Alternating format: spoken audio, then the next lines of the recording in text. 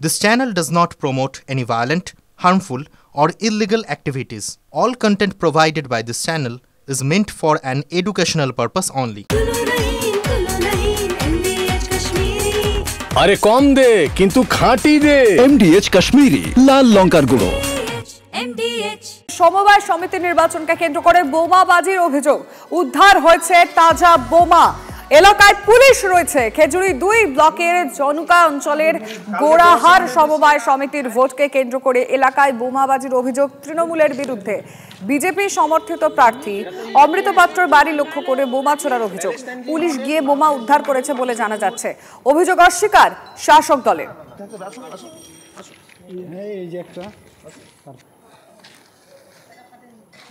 Telephone লাইনে আমাদের reporter Kanishka রয়েছে। কনিষ্ক, আমরা এক্সক্লুসিভ ছবিটা দেখাচ্ছি। পুলিশ রয়েছে ঘটনাস্থলে, বোম উদ্ধার হয়েছে, কিন্তু কারা এই পিছনে রয়েছে পুলিশ এখন অবধি কি বলছে?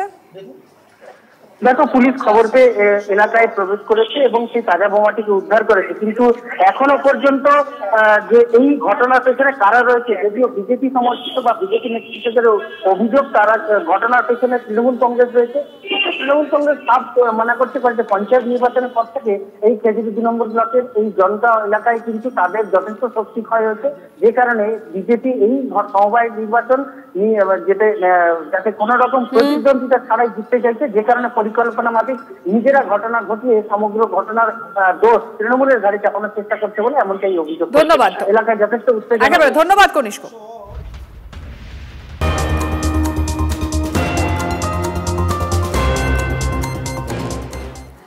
নলহাটিতে পাথর খাদানের শ্রমিক মৃত্যু, অবশেষে গ্রেফতার খাদান মালিক। গতকাল রাতে খাদান মালিক সঞ্জীব ঘোষকে গ্রেফতার করে নলহাটি থানার পুলিশ।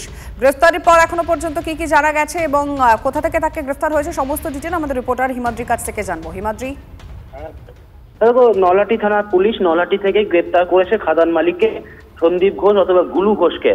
এই গুলু ঘোষ তিনি তার অবৈধ খাদান দীর্ঘদিন ধরে চালাচ্ছিল নলহাটির বাহাদুরপুর এলাকায়, পুলিশের নজর এড়িয়ে, প্রশাসনের নজর এড়িয়ে, এবং সেখানেই গত পরশুদিন পাথরের ধস নামে 6 জনের মৃত্যু হয়। এরপর থেকেই পলাতক ছিলেন, এরপর পুলিশ তাকে গতকাল রাতে গ্রেফতার করে আজ রামপুরহাট মহকুমা আদালতে তোলা হয়েছে। পুলিশের পক্ষ থেকে হেফাজতে নেওয়া হবে বলে সূত্র মারফত জানতে পারছি। তুমি নজর রাখো।